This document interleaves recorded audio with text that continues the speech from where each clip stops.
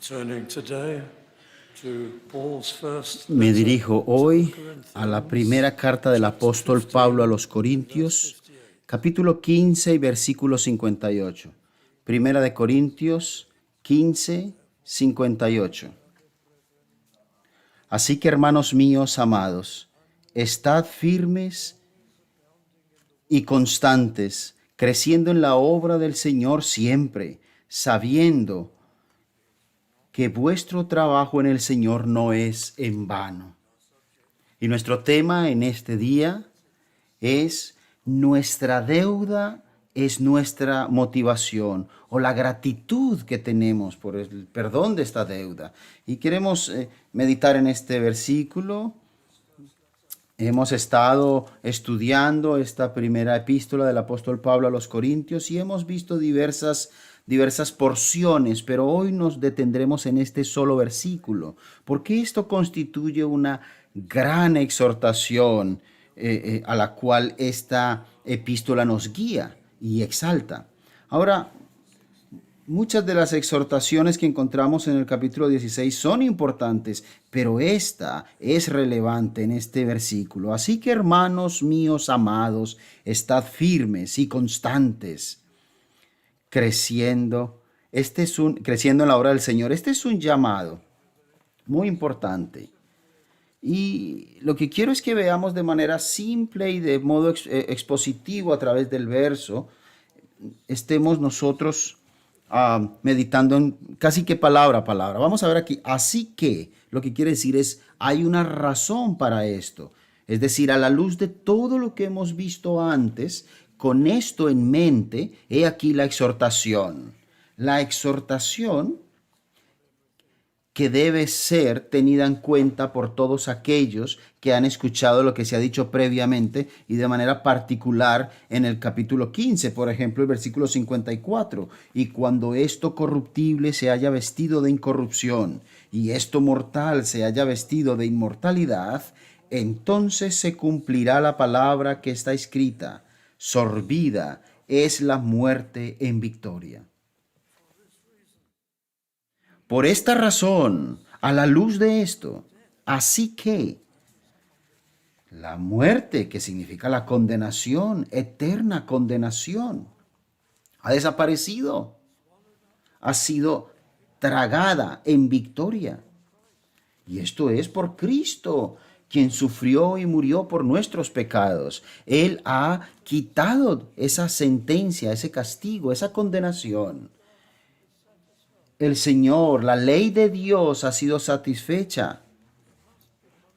El castigo tiene que ser castigado. Debe haber un castigo para el pecado.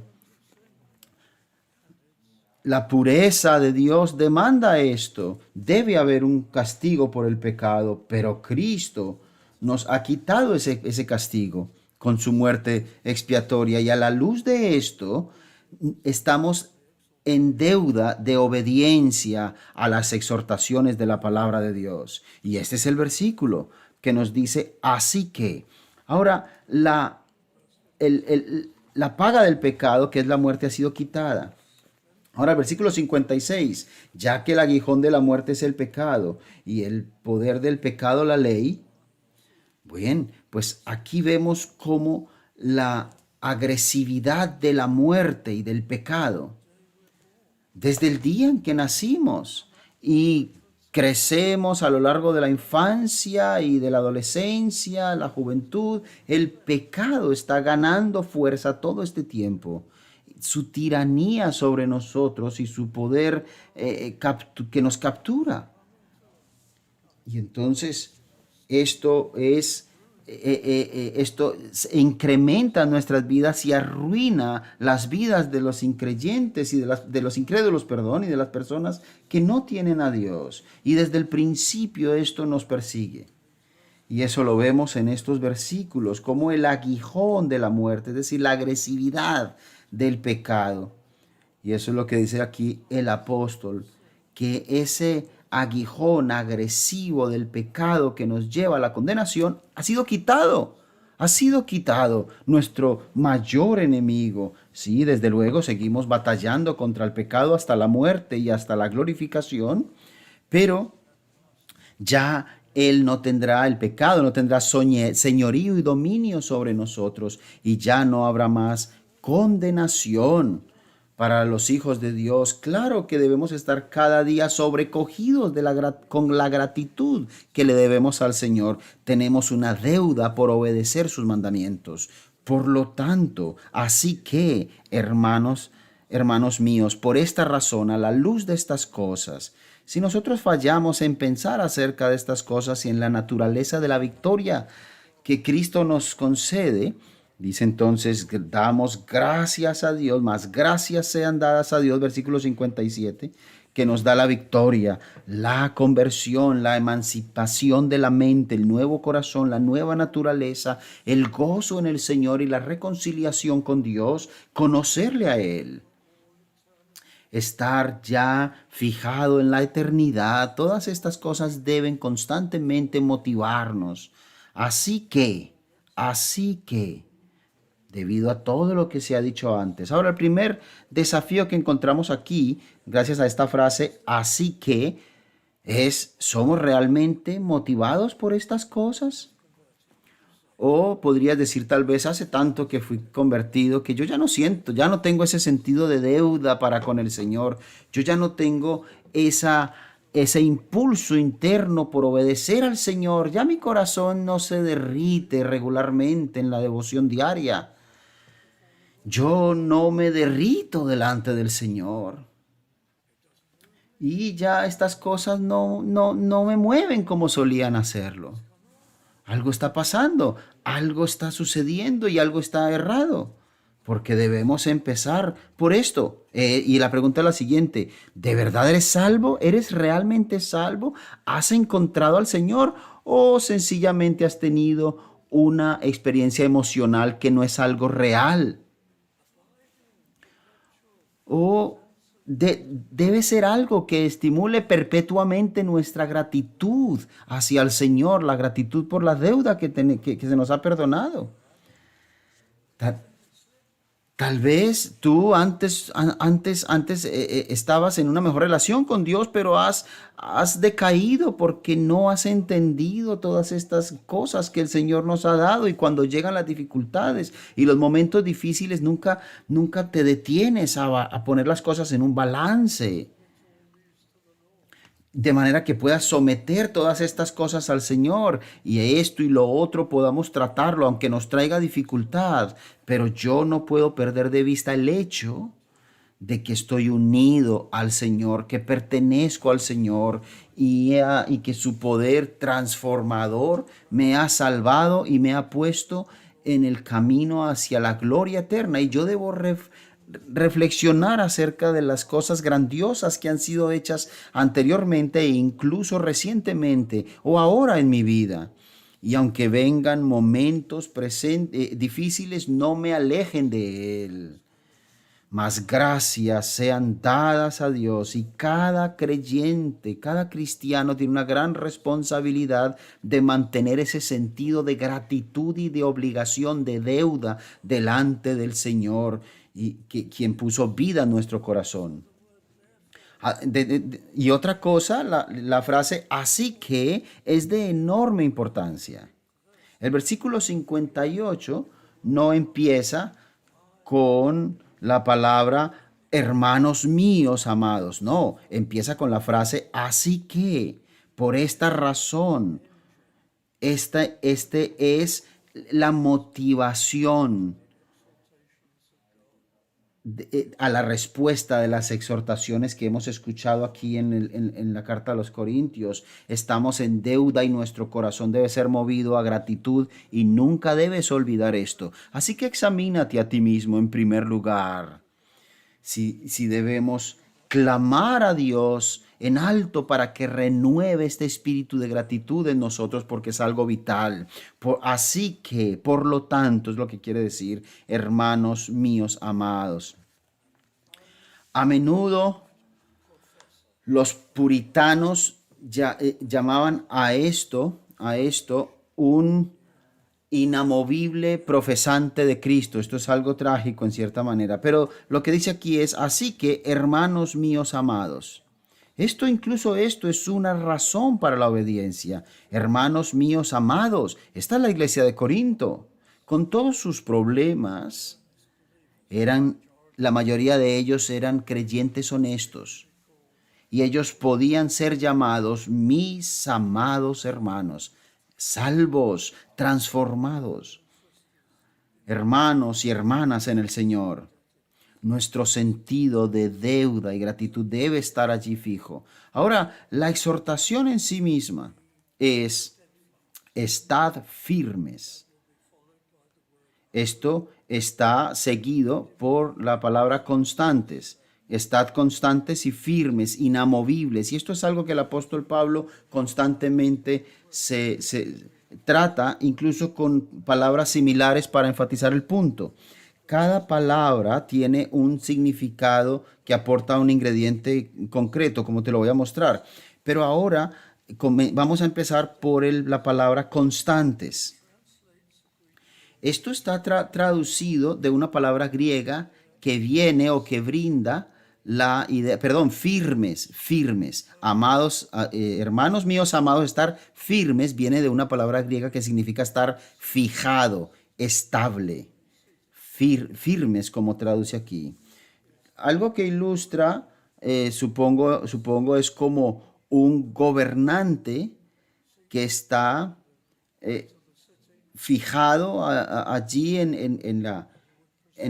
el consejo o en el magistrado, como un oficial de la magistratura al cual la gente viene por guía y decisiones. Y él está allí sentado, donde sea que esté fijo. Entonces los abogados, representantes de las personas vienen y se mueven aquí y allá, pero el magistrado, el que juzga, está allí sentado, fijo, indicando que él representa una regla fija, estable, que no se mueve. Eso es lo que la palabra describe aquí y en otras partes que los encontramos escrita. Esta posición es sólida, estable, y desde esa base es que el juez juzga.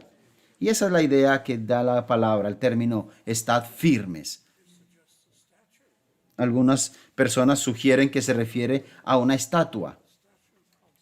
Así que para ser inamovible, puede que haya en la imaginación algo como una estatua, que no fluctúa, que no se agita, sino que está allí firme. Firme, por ejemplo, en doctrina. Esto ha sido dirigido a una iglesia y también a individuos. Nosotros debemos estar firmes en la doctrina. Esto es particularmente importante en estos días, porque hoy en día hay muchas cosas que son enseñadas, incluso de manera frecuente en iglesias bíblicas de creyentes de un tipo u otro, porque tienen una fundación muy pequeña o ninguna en la palabra del Señor. Entonces es un lugar de innovaciones y de descubrimientos y de implementaciones de todo tipo de cosas nuevas. En los últimos 50 años yo he visto eso. Muchas ideas nuevas han venido a ser introducidas en la iglesia por muchas personas que son figuras famosas y demás. Un paso y a otro están introduciendo nuevas cosas, pero el apóstol lo que está diciendo bajo inspiración del Espíritu Santo es: estad firmes, estables, fijos en el cuerpo de doctrina de la palabra de Dios. Así que si viene otra enseñanza o doctrina, nosotros no esperamos que las cosas estén cambiando cada 5 minutos, porque la palabra de Dios ya está completada. Y ha sido así por generaciones. Y entonces debe ser nuestra defensa para todo, y lo que traza el camino para todo. Todo debe estar basado en la palabra del Dios vivo. Y de manera particular esto nos ayuda en este siglo XXI, porque ahora vienen ya por años donde no se está teniendo mucho cuidado de las doctrinas. Nosotros amamos las confesiones de fe del siglo XVII.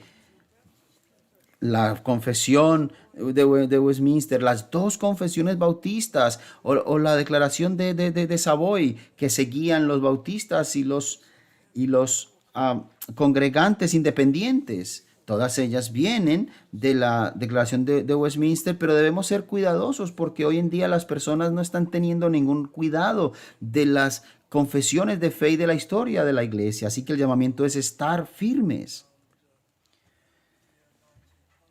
Alrededor del año 1900 el pentecostalismo surgió y entonces cuando empezó era una pequeña fracción de la iglesia cristiana y un pequeño número de personas y al principio era algo simple y personas honestas que sí, ciertamente estaban muy errados al pensar que las señales y las maravillas de la iglesia neotestamentaria que encontramos aquí aplicaban para cada época de la iglesia, para cada era de la iglesia. Y eso fue una falla en el entendimiento de la escritura, de lo que claramente enseña el Señor. Ahora, eso también eso fue por haberse alejado de las confesiones de fe que fueron una guía por generaciones. Yo no estoy diciendo que no sean creyentes, que no hayan sido personas honestas, pero se equivocaron en ese punto y variaron su dirección. Ahora, dentro de estas iglesias se mantuvieron en esa línea hasta alrededor de 1960 más o menos, y entonces el movimiento carismático tomó esto y comenzó y explotó de manera exponencial, y entonces trajeron un montón de innovaciones y aunque había gente sincera, entonces comenzó una autoconfianza y comenzaron a abandonar la vieja senda, y muchas iglesias entonces lo que enfatizaron fue en conseguir dinero y cosas de este tipo, pero la elaboración de estas cosas nada tienen que ver con la palabra de Dios y aún así todo empezó con un pequeño giro en el camino de la doctrina. Se alejaron un poquito y vino a dar la cosa muy, muy mal. Todo esto por las invenciones humanas y las cosas modernas y no es. E incluso hay algunos que son verdaderos en doctrina, pero no en práctica. Nos encontramos hoy con personas que defienden las doctrinas, que son sanas, pero la práctica está lejos de esa doctrina. Por ejemplo, la música dentro de la iglesia y todos los asuntos que tienen que ver con el entretenimiento dentro de la casa del Señor, dentro de la iglesia, trayendo confusión. Y la nueva generación está creciendo y no conocen la diferencia entre el mundo y la iglesia. Ya no conocen esto porque de manera creciente la reverencia se va dejando. Así que el llamamiento es estar firmes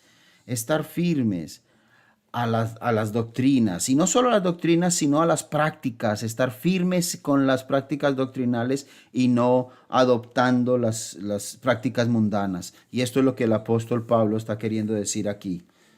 Así que, hermanos, a la luz de todo lo que hemos visto y toda la gran deuda que tenemos con el Señor, hermanos míos, amados, estad firmes en doctrina y práctica. Ahora, con eso en mente, avanzamos a la palabra constantes aquí. Constantes. ¿Qué quiere decir aquí? Bueno, la palabra lo que está demostrando, o por lo menos implica, incluso más que esto, que nosotros estamos constantemente bajo ataque. Tiene un matiz diferente a firmes, cuando ese juez está bajo ataque o esa estatua. Ahora lo que se nos llama es a ser constantes, es decir, firme de forma constante, inamovible, porque si constantemente hay fuerzas que tratan de moverte de tu posición. Así que firmes y constantes podríamos traducirlo como constantes y firmes, constantemente firmes. No te muevas de la verdad o de las prácticas de las cuales esas fuerzas están constantemente atacando a la iglesia en el tiempo presente. Ahora, yo he mencionado, por ejemplo, al movimiento carismático. Pero ¿qué fuerzas son las que nos mueven? Las que atacan. Por ejemplo, libros libros que el enemigo está inculcando dentro de las iglesias con prácticas erróneas que penetran en la iglesia y la contaminan por todas partes. Incluso hoy, incluso hay una mayor influencia del Internet. Y no olvides que por cada sermón sano que hay publicado en Internet hay una docena que no lo son. Y aunque ciertamente algunos están esparciendo el evangelio, hay otros que son heréticos e incrédulos y están promoviendo doctrinas erróneas a través del Internet. Hace unas semanas estaba discutiendo con alguien acerca de este tema, hablando con alguien acerca de este tema y de todo tipo de cosas que hay en el Internet concernientes a la escritura. Nosotros no podemos evitar que haya cientos y cientos de personas colgando de manera autoritativa en el Internet cosas que alegan ser escriturales, cuando en realidad hay un montón de contradicciones y continúan a hacerlo. Y muy a menudo son cosas sin sentido, sin valor, de personas que no tienen ni idea de cómo manejar la escritura o de lo que están haciendo. Y cómo ellos entonces presentan objeciones y protestas y las personas siguen estas cosas porque el Internet está difundiéndolas constantemente. Pero estas cosas están tratando de atacar incluso a los cristianos sanos. Hay un sinfín de personas que tienen transmisiones a través del Internet y que están allí, aunque no son predicadores ni nada de esto, pero tienen sus producciones en Internet. ¿Quién los señaló? ¿Quién los llamó al ministerio? Nadie. Ellos se llamaron a sí mismos, se señalaron. Un día cualquiera, él o ella incluso dicen, yo soy un predicador de la palabra de Dios. No hay ninguna iglesia que lo haya autentificado, que lo haya respaldado, que lo haya probado, que lo haya acreditado. Nadie lo conoce, nadie lo ha entrenado, pero él sigue adelante y dice entonces que quieren predicar. E incluso he escuchado a personas, sí, que son cristianas, que dicen, a mí me gusta mucho escuchar a tal persona por Internet y escuchar a tal otra por Internet. Y yo me maravillo, me sorprendo de estas cosas. ¿Cómo es posible que nosotros podamos incluso seguir a personas de posturas que no son verdad? E incluso cristianos que no tienen cuidado con estas cosas, cuando en realidad hay todo tipo de cosas que te pueden alejar de las doctrinas sanas y de las prácticas sanas. Y nosotros tenemos que estar vigilantes en estos días acerca de eso. Años atrás, cuando yo era un joven cristiano, habían un montón de normas que se enseñaban en las iglesias y eran buenas normas, buenas reglas, sanas. Reglas que eran diseñadas para alejarnos de lo mundano, de la mundanalidad. Reglas que nos guardaban de la inconsistencia en la vida cristiana. Y entonces algunas personas en la clase bíblica, cuando eras joven te decían, no hagas esto, no hagas aquello, no hagas lo otro, y haz esto y lo otro, y así. Desafortunadamente, muy a menudo, los profesores dejaron de justificar estas reglas. Por ejemplo, la Biblia enseña esto o prohíbe esto por esta razón y el apóstol dice esto por esta razón. Ellos dejaron de enseñar ese trasfondo y entonces las reglas comenzaron a presentarse sin explicación muy a menudo. Y ya puedes imaginarte lo que sucedió después. La gente comenzó a decir, ¿de dónde salieron estas reglas? ¿De dónde son? ¿Quién las trajo? ¿Por qué estamos obligados a observarlas? Y entonces empezaron a alejarse de ellas, en principio por los jóvenes y después a través de las iglesias. Y eso es una tragedia, porque eran reglas de conducta bíblicas. Hay algunas advertencias, consejos y exhortaciones, reglas de conducta. Ahora, hoy en día, mucha gente ignorante lo que dice es, ¿reglas? No hay reglas, yo soy cristiano, eso es legalismo. Y ellos entonces desacreditan el hecho de que Dios ha fijado estándares para que vivamos por ellos. Y esto es una torpeza porque ellos no saben ni siquiera lo que el legalismo significa. Legalismo es cuando tú fijas reglas y le dices a la gente que por cumplir esas reglas serán salvos, que esas reglas les van a hacer salvos y les van a hacer agradables delante de Dios. Bueno, pues en algunas iglesias nadie, en ninguna iglesia, en las verdaderas iglesias nadie es salvo por eso. El guardar las reglas nunca asegura tu salvación, porque la salvación es solo por gracia, es un acto de Dios. Venimos por fe y en arrepentimiento por nuestros pecados, confiando en Cristo y somos convertidos a Él y Él es el que hace todo. Pero después de esto, nosotros nos debemos a Él y le debemos nuestras vidas. Y con su ayuda nosotros buscamos mantener esos estándares, esas reglas, no para asegurar nuestra salvación, eso sería legalismo, pero es porque lo que Dios quiere de nosotros, de su pueblo. Y nosotros entonces estamos adeudados en obedecer, estamos obligados a obedecer. Por supuesto que hay exhortaciones como esta y muchas otras. Así que, queridos amigos, nosotros creemos que debemos obedecer a Dios y debemos ser firmes de manera constante, es lo que el apóstol Pablo dice. El apóstol Pablo le dice a Timoteo que le habla a él para que sepas cómo conducirte, cómo comportarte, cómo caminar en la casa de Dios, la iglesia del Dios vivo, que es la columna y estandarte de la verdad. Hay reglas. Ahora, en el momento, como tú sabes, actualmente hay guerra en Ucrania. Y desde mi punto de vista, o desde nuestro punto de vista, parece que Rusia y Putin están haciendo cosas terribles.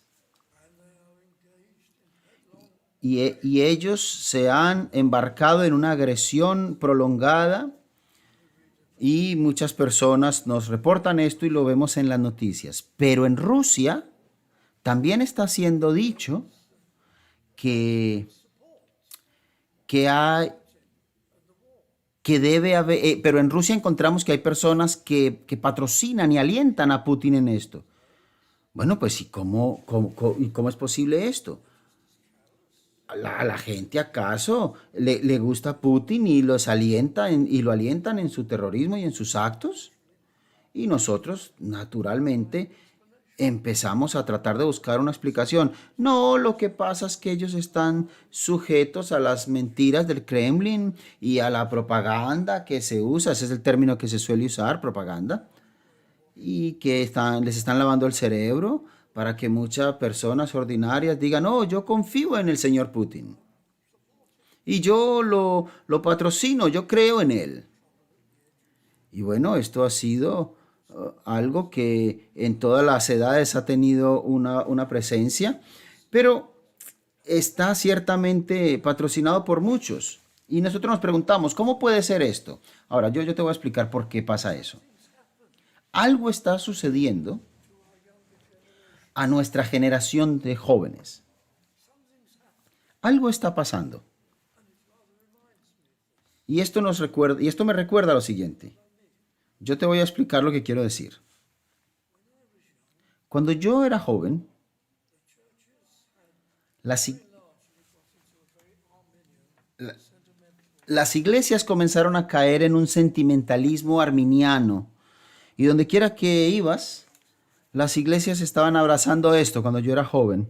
Los ancianos y los principales eran calvinistas todos ellos. Y tú eras enseñado en la escuela dominical por estas doctrinas antiguas, pero los ministros más jóvenes eran arminianos en sus puntos de vista y muy ligeros en estos aspectos. Y esto fue avanzando. Y esta es una ilustración de cómo, con excepción, a lo largo del país, esto estaba sucediendo. Y de repente algo sucedió. Comenzaron a aparecer libros en el país, primeramente de los Estados Unidos, palabras obras doctrinales y los más jóvenes comenzaron a descubrir estas cosas. Bien, y ellos decían, ¿qué es esto? ¿Qué son a qué se refieren con doctrinas de la gracia? ¿Qué quiere decir esto de doctrinas y confesiones del siglo XVII, doctrinas de la Reforma, escritos puritanos? Y entonces comenzaron a ver todas estas prácticas, la forma de hacer las cosas. Y las personas jóvenes comenzaron a cuestionarse en sus iglesias y en todo lugar donde ibas. Yo tuve conversaciones con personas jóvenes que decían, ¿has leído este libro? ¿Has visto este otro? ¿Has encontrado esto? ¿Te has dado cuenta de aquello? Y las personas jóvenes comenzaron y las personas jóvenes siempre están como inclinadas a rebelarse y entonces a decir, ¿de dónde viene esto? ¿En qué punto esto está conforme a la escritura? Y entonces comienzas a tener como una especie de reforma, de un movimiento de reforma a lo largo del país, y muchas personas empezaron a escribirse en unos a otros, redescubriendo las doctrinas antiguas y de cómo las iglesias se fueron alejando de estas marcas distintivas. Y siempre puedes contar a algunas personas jóvenes que se mantienen alerta y se preguntan, se hacen preguntas y examinan las cosas. Hasta hace poco. Hasta hace poco con nuestra juventud. La juventud antes se preguntaba las cosas y se levantaban, hacían algo al respecto. Pero de hace poco para acá, la iglesia comenzó a adaptar la irreverencia y conciertos de pop y aplaudir y todas estas cosas y el entretenimiento del mundo.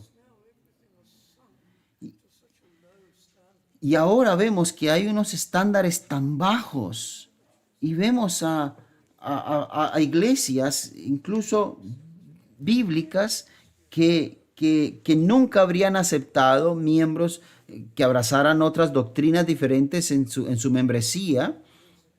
Y años atrás se hacían estas entrevistas para estar seguros de que se están recibiendo la membresía a cristianos, pero hoy en día no, y hemos sucumbido ante el mundo. ¿Y qué pasa con los jóvenes? Bueno, pues los jóvenes vienen de las provincias a estudiar a Londres y demás, y ellos sencillamente aceptan al joven que llega y listo. Y ya los jóvenes no tienen esa inclinación a preguntarse y a rebelarse contra el error. Esta es la generación de jóvenes más conformistas que nunca he visto. Yo he estado en iglesias por más de 60 años y nunca había visto una época en que los jóvenes no criticaran nada y sencillamente siguieran las costumbres establecidas y nadie se preguntara cosas y todo el mundo esté satisfecho y nadie se pregunta de dónde salen estas cosas. ¿Qué pasó con los jóvenes rebeldes? Con los jóvenes rebeldes en el buen sentido, que se preguntaban las cosas. Y ahora está la forma en que se les está estudiando, se les está enseñando en los colegios. Esta es una generación conformista.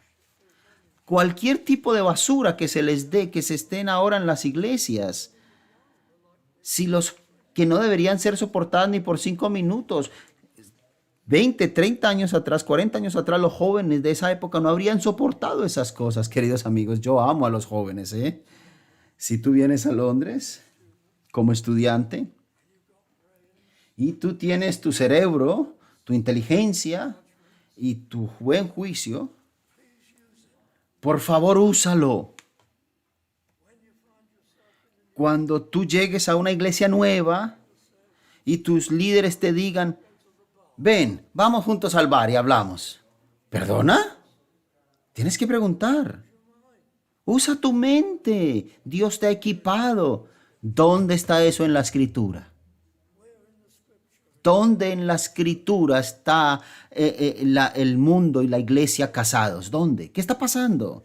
Pregunta, haz preguntas, examina las cosas, lo que están haciendo. ¿Dónde están las bases de esas actividades que ellos abrazan de manera contemporánea, al estilo mundano? Esta falta de reverencia. ¿De dónde vino todo esto? ausencia, inexistencia de las reuniones de oración. Hagan preguntas, amigos. Dios les ha equipado con una mente. No sean parte de esta generación que se va dejando llevar como cordero. Sea activo. Yo no estoy diciendo, haz las cosas como yo diga, haz como nosotros decimos. No, lo que te estoy diciendo es, toma tu Biblia y busca al Señor por luz. Debes ejercitar tu discernimiento. Si solo eso pasa, si haces solo eso, muchas de las cosas que están sucediendo hoy en día caerían. Y nosotros, sí, sí, y nosotros no debemos seguir estas cosas. Estas son las palabras del apóstol. Así que, hermanos míos, amados, estad firmes y constantes, siempre abundando en la palabra del Señor, creciendo en la obra del Señor siempre, sabiendo que vuestro trabajo, y la palabra trabajo aquí significa como un dolor, una labor dolorosa, no un trabajo facilito, sino que estamos trabajando para el Señor, y trabajar para el Señor no es en vano, es decir, no es sin fruto. Tú vives para Él, eres usado por Él, eres bendecido por Él y eres una bendición para las almas de los perdidos y para tus hermanos creyentes y para tu familia. Yo recuerdo que años atrás había entre los estudiantes una persona y había un hombre muy alto que vino de una iglesia muy buena, que vino, hizo una buena profesión de fe y le vimos en la mañana del domingo. Él estaba allí cada semana, pero nunca estaba ni en los servicios de la noche, ni en la reunión de oración, ni nunca sirvió para nada. Era un cristiano profesante, eso sí hay que decirlo, pero no hacía nada para el Señor y nunca estuvo disponible para nada. Era un estudiante de medicina y eventualmente se graduó y entonces tuvo que hacer su práctica de medicina y demás. La última vez que lo vi fue hace años atrás, he ido muy atrás. Y él era un anciano en la iglesia, era una iglesia de estas de las que no hacían nada.